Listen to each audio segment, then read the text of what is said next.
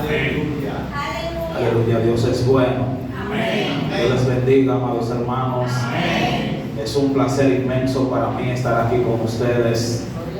Como bien dijera el pastor, mi nombre es Michael, ¿verdad? Muchos dicen Michael, lo dicen tal y como se escribe. Quesada, usted lo puede decir como se sienta más cómodo.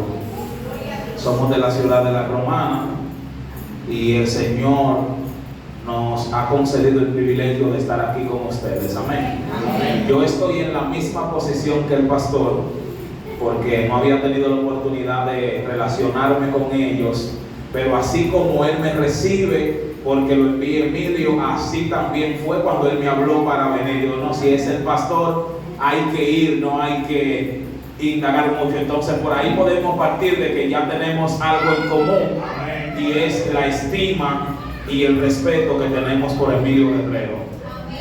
Vaya conmigo a su Biblia, el libro de Éxodo, capítulo 1, a partir del versículo 6. Yo creo que a alguien hoy Dios le va a hablar. Amén. Éxodo, segundo el libro de la Biblia, capítulo 1, a partir del versículo 6. Amén. En el nombre del Padre, del Hijo y del Espíritu Santo. Amén. Y murió José y todos sus hermanos y toda aquella generación, y los hijos de Israel fructificaron y se multiplicaron, y fueron aumentados y fortalecidos en extremo, y se llenó de ellos la tierra. Entre tanto, se levantó sobre Egipto un nuevo rey que no conocía a José, y dijo a su pueblo: he aquí, el pueblo de los hijos de Israel es mayor y más fuerte que nosotros. Ahora, pues, seamos sabios para con él, para que no se multiplique, y acontezca que viniendo guerra, él también se una a nuestros enemigos y pelee contra nosotros y se vaya de la tierra. Entonces pusieron sobre ellos comisarios de tributos que los molestasen con sus cargas, y edificaron para Faraón las ciudades de almacenaje, Pitón y Ramesés. Pero cuanto más los oprimían, tanto más se multiplicaban y crecían, de manera que los egipcios temían a los hijos de Israel. Señor, gracias por tus palabras, porque ellas son santas y benditas. Puede sentarse en esta hermosa mañana. Aleluya. Quiero, amados hermanos, hablarles durante unos minutos según mi tiempo, acerca del crecimiento y el desarrollo de la iglesia, del creyente, de la comunidad de fe de nosotros como pueblo de Dios.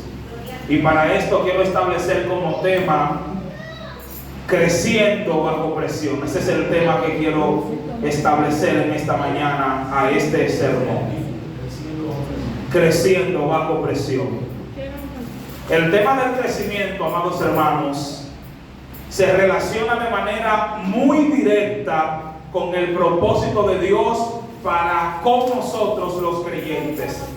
Porque el propósito de Dios es que todos los hombres sean salvos. Si usted se fija, la gran comisión lo que encierra es la idea de expansión y de crecimiento. Cuando hablo de gran comisión, estoy hablando de aquel mandato: ir por todo el mundo y predicar el evangelio. Entonces, para cumplir la gran comisión tiene que haber una multiplicación en números, pero también en capacidad. Por eso Dios está interesado en que la iglesia crezca, pero también en que la iglesia se desarrolle. Y esto es importante que ustedes lo entiendan, porque ustedes están en un proyecto de crecimiento, pero es importante entender que es más relevante desarrollarse que crecer, porque el desarrollo tiene que ver con la madurez del creyente. Cuando el creyente es maduro, entonces el creyente está cualificado para desenvolverse en cualquier área que la expansión de Dios le permita llegar. Amén. A veces la gente, por no procurar el desarrollo, el crecimiento le llega, y una vez que está ya en esa etapa de crecimiento, entonces no sabe cómo manejarse, porque no se preparó antes para operar en esas nuevas asignaciones. Por eso Pablo, hablando de esto, dice que en tanto que el heredero es niño, en nada difiere del esclavo, aunque él sea señor de todo. ¿Sabe por qué Pablo lo está planteando de esta manera? Porque entiende que la madurez es lo más importante en el creyente. Más allá que recibir cosas de Dios, más allá que demandar una herencia. De hecho, hay gente que le tiene demandas puestas al cielo y le está diciendo al cielo: dame lo que es mío. Señores, las herencias no se pelean, eso es en la tierra, pero en el cielo las herencias no se pelean, las herencias se conquistan. Porque en el cielo lo que es tuyo es tuyo. Y si Dios dijo que te toca, te toca. Y no es Loteca que vive engañando gente, es Dios. Pero ¿por qué en tanto que el heredero es niño, en nada difiere del esclavo? Porque Dios necesita, antes de concederte una herencia, que tú madures. Por eso hay gente que le está demandando al cielo la herencia y Dios le está demandando a ellos madurez. Y cuando ellos le dicen a Dios: dame lo que es mío, dame lo que es mío, Dios le dice a ellos: entonces madura. ¿Sabe por qué? Porque cuando Dios te entrega cosas fuera de tiempo, en vez de eso hacerte un bien, te hace un mal. Y no tiene que ver con la esencia de lo que tú recibiste. No tiene que ver con el origen de donde tú lo recibiste. Tiene que ver con la mala administración que le damos a eso que estamos recibiendo. Y Dios no quiere que lo que Él nos dé nos haga mal, sino que nos haga bien. Amén. ¿Usted cree que le estoy hablando cosas inciertas, que no es así? Claro, Dios puede entregarte una bendición y si tú la mal administras, para ti se convierte en una maldición. Sí, Señor. ¿Entienden la línea? Sí, Señor. De hecho, yo he visto gente poniendo como excusa incluso la bendición que Dios le da para acercarse a Él. Sí, porque hemos llegado a un nivel de hipocresía tal como creyentes que incluso eso lo queremos poner como excusa. Yo te voy a decir algo: nada de lo que Dios te da te aleja de Él. Si algo te está alejando de Dios, no viene de Dios. Porque la Biblia dice que Él no le da carga a nadie que no puede llevar. La mayor evidencia que tú tienes para saber que puedes con eso que estás lidiando es que Dios permitió que te llegara. Si Dios supiera que tú no podías, entonces no te pones a prueba, no te pones a batalla. Pero como Dios sabe que tú puedes, te asigna esa batalla. El detalle está en que Dios nos conoce a nosotros más de lo que nosotros nos conocemos. Por eso es que cuando Él te entra en la prueba, Él no te pregunta, simplemente te entra. Si no, pregúnteselo a José. Pregúnteselo a José, que le revelaron sueños, pero Dios nunca le reveló la pesadilla. Porque si Dios le hubiera revelado la pesadilla junto con el sueño, Él no comienza a vivir el sueño. Hay gente que si Dios le revela el proceso junto con el llamado, nunca aceptan el llamado. Fue así. Que si Dios le hubiera preguntado antes de traerle la prueba: mi sierva, ¿tú crees que tú das para eso? ¿Quién? Yo. A buscar otro. Mi Señor. Que si tú me metes en esa batalla, me vas a perder. Dejémonos de cosas de que tu más fuerte batalla son para tus mejores guerreros. Yo no soy tan buen guerrero como tú piensas. Si me pasa por ahí, me va a perder, me voy a descarriar. Pero como Él te conoce, te mete en la prueba y no te pregunta. Y luego entonces tú te das cuenta que en realidad tú sí podías. El crecimiento de quienes servimos a Dios ha tenido siempre un común denominador. ¿Y cuál es? Viene luego de vernos expuestos a nuestras peores circunstancias. Cuando estamos en nuestros momentos más difíciles, es ahí donde revelamos en realidad el potencial que llevamos por dentro. Porque si bien es cierto, amados hermanos, que esto es natural, naturalmente la gente da lo mejor de sí cuando está bajo presión. Crecer bajo presión es algo natural. La gente da lo mejor de sí cuando lo presionan. Pero no podemos obviar nosotros que cuando nuestro adversario, nuestro enemigo nos ataca, él no nos está atacando con la intención de que revelemos ese potencial. Satanás nos ataca con la intención de exterminarnos por completo. Sí, Señor. Mire, usted tiene que tener algo claro. Si el diablo tuviera la capacidad de matarnos a todos al mismo tiempo y llevarnos al infierno junto con él, lo hubiera hecho. Sí. Estemos claros en eso. Satanás no tiene compasión de nadie, ni siquiera de él mismo. Si nosotros estamos aquí y las pruebas revelaron un potencial, es porque Dios ha estado con nosotros. Por eso dice el libro de Romanos capítulo 8 versículo 31: si Dios es por nosotros, ¿quién contra nosotros? Y en el 37 de ese mismo capítulo dice: antes en todas estas cosas somos más que vencedores. ¿Por qué yo soy más que vencedor? Por medio de aquel que nos amó. Señores, estamos de pie porque lo amamos y porque Él nos ama. Estamos de pie porque su amor nos sustenta. Nadie permanece en este evangelio por su propia capacidad. La gente permanece en el evangelio porque se abraza al amor de Dios, porque se refugia en el amor de Dios. Y el amor de Dios es entonces lo que nos sustenta. Amén. Por eso hay gente, si alguno no es cristiano, es importante que lo sepa. No sé cuántos no son cristianos aquí, pero hay gente que observa desde afuera y cuando le ofrecen el evangelio ellos dicen: yo no puedo. Y tú tienes razón. Si alguien no es cristiano, esto es para él directamente. El que lo dice tiene razón. Cuando alguien dice: yo no puedo desde afuera, es verdad, tú no puedes. ¿Sabe por qué? Porque ninguno de los que estamos aquí tampoco podemos. Es Dios en nosotros. Amén.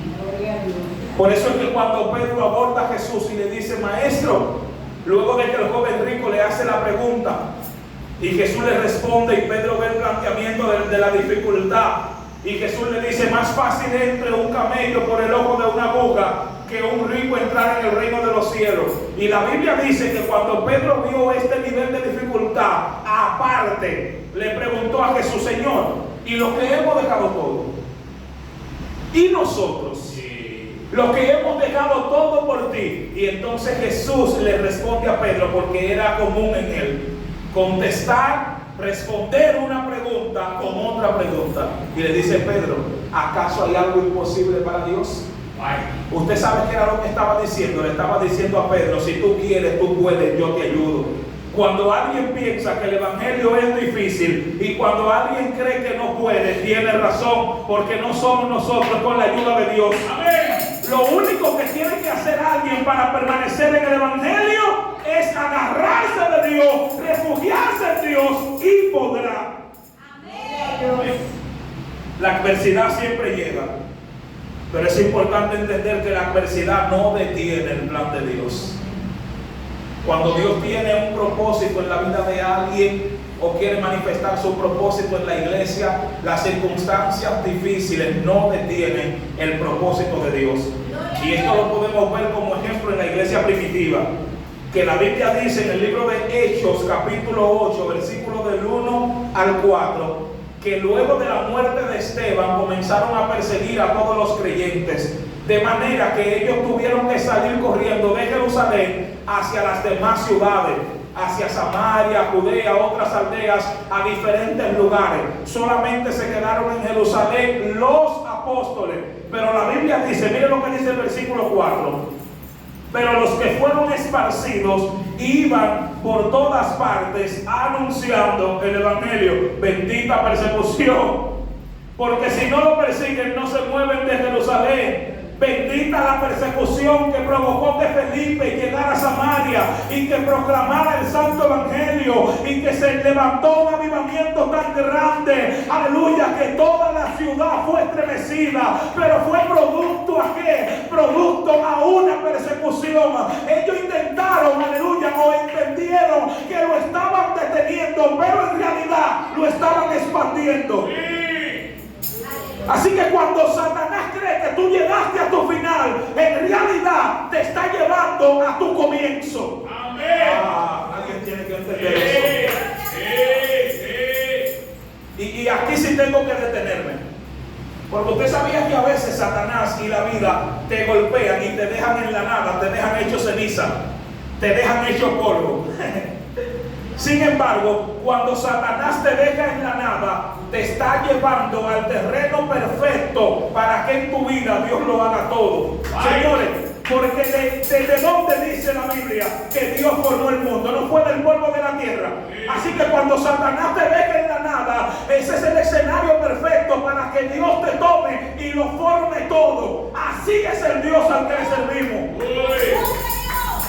Lo que tú crees que es tu final no es tu final, es tu lugar de origen. Amén. Lo único que tú necesitas es tener fe para creer que Dios puede hacerlo. Amén.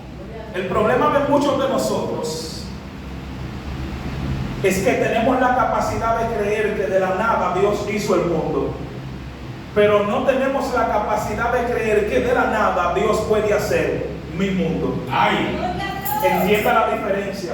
Sí. Josué, eres Josué tu nombre, ¿verdad? Que a la gente tú le dices, mira, en el principio creó Dios los cielos y la tierra de la nada, todo fue hecho por su palabra. Y la gente dice un amén que estremece esta casa. Y entonces tú vienes y le dices, Dios va a cambiar tu circunstancia. Y ellos dudan. Yo no sé cuánto entienden la Biblia. No es creer que de la nada Dios hizo el mundo, es creer que de la nada Dios puede hacer tu mundo. El Dios que lo hizo todo en el principio, Él vuelve a hacerlo de nuevo. El Dios que restauró todo, Él lo hace de nuevo, porque su poder no se ha cortado.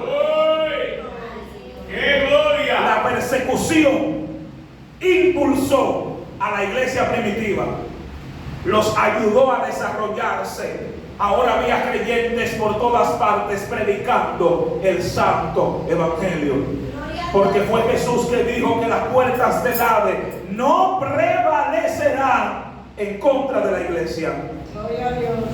Pero en los días del apóstol Pablo también se ve que la persecución no detiene el plan de Dios. Mire lo que dice Pablo acerca de la persecución. Filipenses capítulo 1, versículos del 12 al 14. Pablo, hablando de una prueba en la que él se hallaba. Hermanos, quiero que sepan que en realidad, estoy leyendo otra versión, la nueva versión internacional, no la Reina Valera. Quiero que sepan que en realidad lo que me ha pasado ha contribuido al avance del evangelio. Es más, se ha hecho evidente a toda la guardia del palacio y a todos los demás que estoy encadenado por causa de Cristo. Mire aquí el punto clave. Gracias a mis cadenas, la Reina Valera dice, a mis prisiones, ahora más que nunca, la mayoría de los hermanos confiados en el Señor se han atrevido, subraye la palabra, se han atrevido a anunciar sin temor la palabra de Dios. Bendita las cadenas, bendita las prisiones, porque en ese lugar, en Filipo, tenían un predicador. Yo no sé si usted entiende. En Filipo tenían un predicador y lo metieron preso. Y ahora todos los hermanos se volvieron predicadores. Y la gente que no se había atrevido a predicar porque Pablo estaba ahí. Y si Pablo está ahí, que predique Pablo. Ahora Pablo dice, bueno, mis cadenas, mis prisiones han contribuido a que ellos se atrevan a predicar la palabra de Dios sin temor. Mírenme aquí. Mírenme aquí, présteme atención aquí. Gracias. Se atrevieron a predicar ante la ausencia de Pablo. A lo mejor muchas veces tal vez Pablo lo había impulsado. Atrévanse, exhorten, prediquen. Pero ellos nunca se habían atrevido Pablo les fue quitado y entonces ahí les llegó a ellos la valentía. Gloria a Dios por el sufrimiento. Gloria a Dios por el dolor. Porque el dolor también es un escenario perfecto para Dios glorificarse. En medio del dolor nosotros también conocemos a Dios. En medio de los momentos difíciles nosotros también nos acercamos a Dios. Así trabaja el Dios al que nosotros le servimos. Ahora, ¿por qué vienen las pruebas? ¿Por qué vienen las batallas? Porque ciertamente dijimos que la adversidad no detiene el resultado de Dios, pero ¿por qué la adversidad? ¿Qué es lo que provoca esto? Bueno, tenemos que comenzar resaltando el hecho de que cuando Satanás ve que el favor de Dios está en la vida de alguien, se levanta. Tan sencillo como eso. Para tú estar mal con el diablo, tú no tienes que hacer muchas cosas. Lo único que tú tienes que hacer es estar bien con Dios. Y si tú estás bien con Dios, ya tú estás mal con el diablo. Porque le molesta ver el favor de Dios en la vida de un hombre. Esto era lo que tenía el pueblo de Israel, el favor de Dios. Por eso el versículo 7 dice que ellos se fructificaban y se multiplicaban y aumentaban en gran manera y estaban fortalecidos porque el favor de Dios estaba con ellos. Señores, este pueblo no estaba dando problemas. Aunque lo que está expresando Faraón, uno lo ve desde una óptica, desde una perspectiva militar, y uno dice, bueno, lo que él dice tiene lógica, porque ellos no solamente eran más en número, sino que también eran más fuertes. Así que la preocupación que él está sintiendo de que puede que los enemigos vengan y que cuando venga un ejército enemigo, ellos también se unan, lo venzan y luego se vayan. Entonces esto, cuando uno lo mira desde una posición de estrategia militar, uno dice, tiene razón. Pero ¿cuál era la realidad de este asunto? Que el pueblo no tenía precedente de que se había levantado en contra de ellos. El pueblo no tenía un historial de rebelión. El pueblo no tenía un historial, aleluya, de enemistad con esta gente, porque desde que ellos llegaron ahí a Egipto a través de José, lo único que habían hecho era bendecir este lugar, lo único que habían hecho era trabajar a favor de este lugar. Entonces, humanamente uno entiende la preocupación del rey, pero él cometió un error espiritual a partir del desconocimiento. Gloria a Dios. Porque todo surge a raíz de eso. La Biblia dice que se levantó un nuevo rey que no conocía a José. Él no conocía lo que Dios había hecho a través de José. Él no sabía lo útil que José le había sido al faraón que él estaba sucediendo. Él no sabía que José había preservado las vidas de la nación y de las naciones vecinas. Él no sabía que la gracia de Dios estaba sobre José. Por eso cuando comienza a actuar a través del desconocimiento, comete error, igual que todo el que actúa sin conocimiento. Por eso primero se piensa, luego se habla. Y en tercer lugar, entonces se actúa. Pero tanto las acciones como las palabras primero tienen que ser pensadas. Porque nosotros no estamos aquí para actuar como gente impulsiva. Porque todo aquel que actúa por impulso comete errores. Y hay errores que se quedan en el plano físico, pero entonces hay errores que repercuten al plano espiritual. Y es ahí donde está el problema. Por eso mira sus pasos, mira sus acciones y aún más importante, mira sus palabras. Porque como bien dijera alguien que ahora no recuerdo cuál es el autor, alguien dijo, somos dueños del silencio, pero esclavos de nuestras palabras. Una vez que ya lo decimos, ya lo dicho está dicho. Incluso se puede pedir una disculpa y ya la herida fue hecha. Así que primero, para no estar pidiendo tanta disculpa, sí, porque hay gente que es muy humilde. Hay gente que no tiene problema con pedir perdón, pero entonces viva fallando. Mejor falle menos y así usted pide menos disculpas. ¿Se entiende la línea?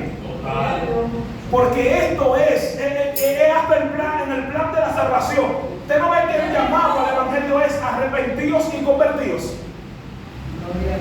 Arrepentimiento es reconocer que estoy mal, pero conversión es dejar de hacer lo malo que estoy haciendo para ser mudado a otro hombre. No es solamente arrepentirte, es también convertirte. Yo reconozco que lo hice mal, pero entonces trabaja en no volver a hacerlo, porque así funciona esta dinámica. Cuando aumenta la carga, también aumenta el favor de Dios. Faraón por impulso, Faraón partiendo desde el desconocimiento, Faraón partiendo por una presión totalmente humana, entonces comienza a aumentar el trabajo del pueblo de Israel. Pónganle comisarios, vamos a cobrarle tributos, vamos a procurar que ellos hagan 2 ciudades. Y mire, 2 ciudades que todavía en las ruinas ahora se puede demostrar las obras tan extraordinarias que ellos habían hecho. Estaban ahí construyendo ciudades, estaban haciendo ladrillos, estaban trabajando fuertemente. Pero la Biblia dice en el versículo 12 que tanto más lo oprimían, tanto más crecían y se multiplicaban, de manera que los egipcios temían a los hijos de Israel. Se llenaron de temor, porque la presión provoca y despierta el crecimiento. Hay cosas para las cuales tú crees que no puedes, o que tú no das para eso, que te veas bajo presión, porque revelas el potencial que tienes por dentro. Tú das para más de lo que tú crees que tú das. Amén. Lo que pasa es que no trazamos límites y nos ponemos barreras. Y todavía no hemos dado el primer paso cuando ya nos estamos considerando como fracasados, cuando Dios de antemano nos ha visto a nosotros como gente victoriosa, como gente de triunfo, como gente que conquista grandes cosas. Pero nosotros mismos no ponemos límites. Que tienes que superar tu mente, tienes que ampliar tu visión, tienes que creer que tú puedes, tienes que saber que para ti no hay límites, porque Dios está de tu lado. Tú no necesitas recursos, tú no necesitas estrategias, tú no necesitas conexiones. Tú lo único que necesitas es tener a Dios de tu lado. Amén. Y entonces Dios te irá dando todas esas cosas. Dios va a traer los recursos, Dios va a traer la conexión, Dios va a traer la estrategia, Dios va a traer el proyecto. Cuando tú tienes a Dios por socio, cuando tú tienes a Dios como amigo, si Él dijo que el proyecto va, el proyecto va. Pero supera tu mente. No permitas que la circunstancia afecte en tu mente. Es como yo digo siempre con los muchachos cuando hablamos. Yo le digo a los muchachos, uno creció en el barrio, pero la mente no está en el barrio. Amén. Porque si la mente estuviera en el barrio, uno lo poquito que ha logrado, ya no lo hubiera logrado. Ella se crió en un barrio, mi esposa. Y ella es doctora en odontología. Yo crecí en un barrio y yo soy mercadólogo de profesión. Nosotros no tenemos nada, pobrecito, pero la mente no está en el barrio. Amén. Si Dios quiere que la oportunidad llegue, bueno, llegó, pero uno se está preparando para cuando la oportunidad llegue. Eso es así. Entonces usted tiene que creer que usted puede. Amén. Porque si yo me hubiera llevado de las circunstancias, bueno, nosotros somos 5 hermanos, pregúntenme cuántos somos profesionales o no profesionales, bachilleres. Pregúntenme cuántos hermanos yo tengo bachilleres. Uno. Usted. Así. Porque la circunstancia te está diciendo tú no puedes, el barrio te está diciendo tú no puedes, Dios te está diciendo no importa que te presionen, tú puedes. Amén. El sistema muchas veces presionó, pero mientras más me oprimía, tanto más me multiplicaba. No me llevé del sistema, sino que le creí al Dios que me había marcado y Dios lo hizo.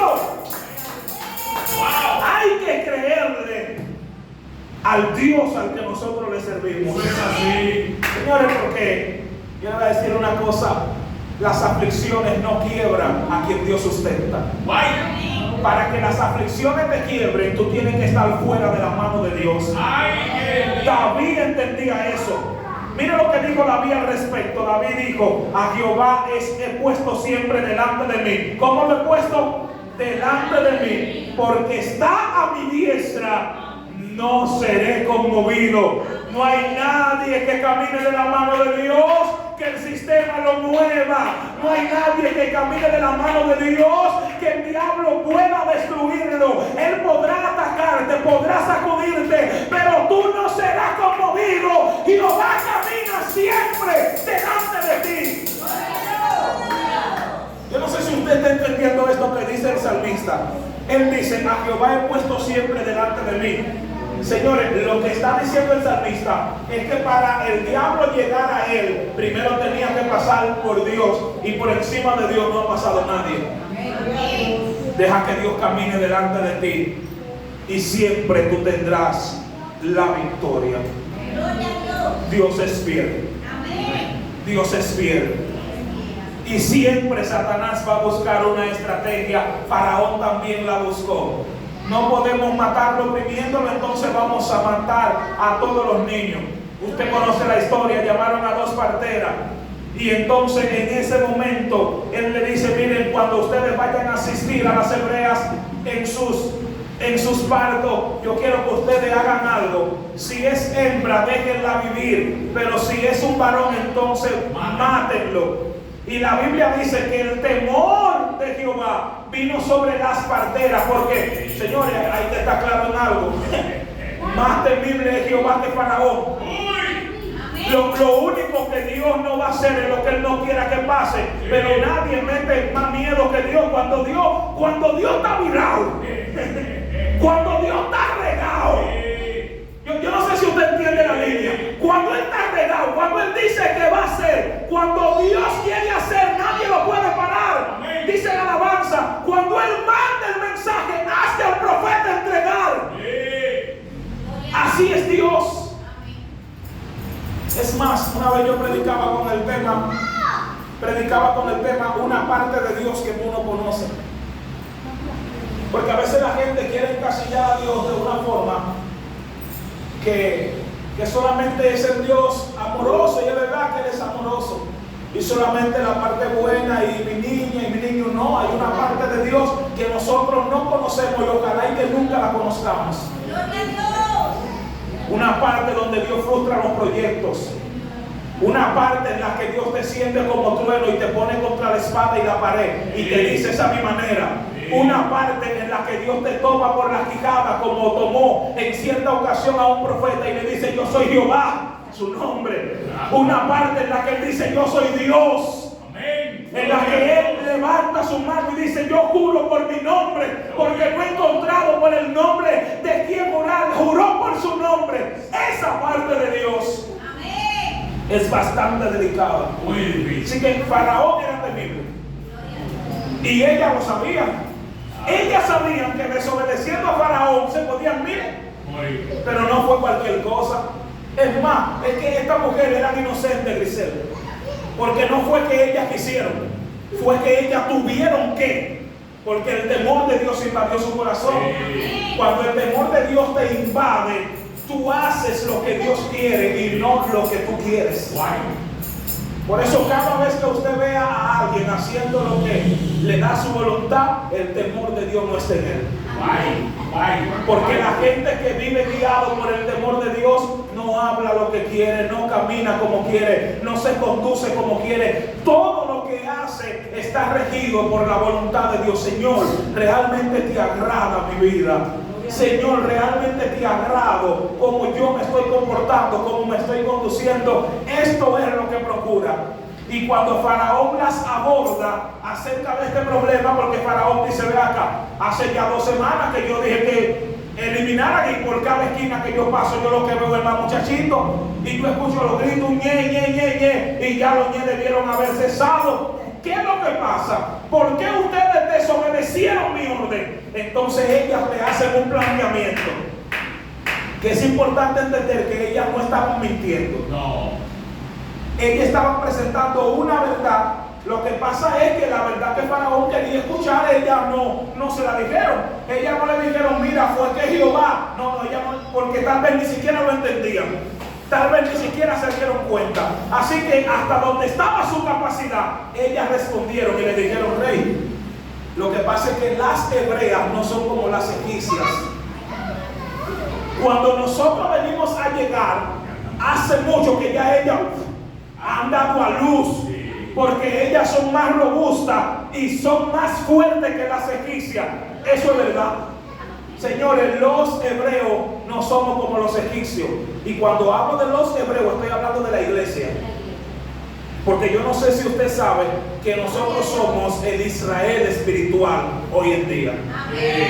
Pero la diferencia mayor que tienen los hebreos de los egipcios, o las hebreas de las egipcias, la diferencia mayor no es en fuerza, no es en capacidad. Ellos tenían muchas diferencias: cultura, idioma, la vestimenta, tenían muchas diferencias. Pero ¿sabe cuál era la diferencia principal? El Dios que tenían los hebreos no era el Dios que tenían los egipcios. La diferencia que nosotros podemos tener con el mundo tiene muy poco que ver con lo externo, aunque obviamente alguien que le sirve a Dios guardará siempre su pudor y su modestia, pero va más allá que lo externo. La diferencia de ellos y nosotros es que le servimos al Dios, al Rey de Reyes y al Señor de Señores. Esa es la diferencia. Por eso ellos tuvieron victoria. Las hebreas no son como las egipcias, pero Satanás no podía quedarse ahí, porque yo no sé si usted sabe que él nunca se detiene. Cuando no es una es la otra, siempre se inventa una. Pero por ahí dicen: si el diablo no duerme, entonces el Dios al que le servimos no pestaña. Porque hay gente que dice que no, el diablo no duerme, no hay problema, Dios no pestaña. Más fuerte Jehová de la adversidad. Las parteras desobedecieron. Vamos a buscar otra alternativa. Ustedes no pueden matarlo antes de que nazca, está bien, pero entonces una vez que nace, láncenlo al río. Y entonces aquí la Biblia no nos da detalle a nosotros de que el proyecto se frustró. No, la Biblia no nos da detalle de que el proyecto se frustró. De hecho, nosotros no sabemos cuántos inocentes murieron. No lo sabemos. Entendemos que este proyecto sí prosperó, porque la Biblia no da detalle de que esto se frustró, se canceló. Claro, esto prosperó en lo que creemos. Y que muchos niños murieron. Pero Dios no estaba de brazos cruzados. Porque mientras Faraón estaba actuando en desesperación, Dios estaba formando su plan con paciencia. ¿Sabe por qué? Porque Faraón estaba enfocado en matar a todos los niños. Sin embargo, Dios preservó la vida de uno que luego, posteriormente, sería el libertador de todo. Señores, miren qué ironía, y con esto ya yo cierro. Faraón enfocado en matar a todos los niños y Dios introduciendo un niño en la casa del faraón. ¿Alguien entiende eso? Porque ¿dónde se crió Moisés? En la casa. Faraón actuando en desesperación y Dios actuando con paciencia, porque el plan de Dios se desarrolla con paciencia. Él enfocado en todos los niños y Dios preservando la vida de un niño que sabía que posteriormente sería el libertador de todos. Y no solamente esto, sino que es tan soberano que hizo que creciera en la casa de Faraón. Que fuera su hija que lo criara, aleluya, que lo instruyera, que fuera su madre, que fuera su protectora. Así es el Dios al que nosotros le servimos. Aprendió sus costumbres, aprendió su cultura, aprendió su lengua, aprendió a moverse como él. Por eso es que Moisés no era cualquier cosa. De hecho, el hecho de que Moisés rehusara el llamado cuando Dios lo llamó y él dijo: yo no sé hablar, esto no tiene que ver con que Moisés era alguien bruto, un neófito. Según los intérpretes bíblicos, esto tiene que ver con una condición humana. Se cree que Moisés era tartamudo o gago, algo por el estilo, pero no tiene que ver con capacidad. Moisés era un líder innato, alguien que Dios había formado para que manifestara su proyecto. Yo cierro con esto. los que te persiguen siempre van a actuar en desesperación. Deja que en tu vida el plan de Dios se desarrolle con paciencia. Mientras Faraón está enfocado en matar a todos los niños, Dios está introduciendo un niño en la casa del Faraón. Yo no sé cómo Dios está gestando su plan contigo, pero déjalo que él obre en paciencia. Amén. La paciencia de Dios a veces desespera, pero siempre será lo mejor y lo que más nos conviene. Dios le bendiga. Dios les guarde.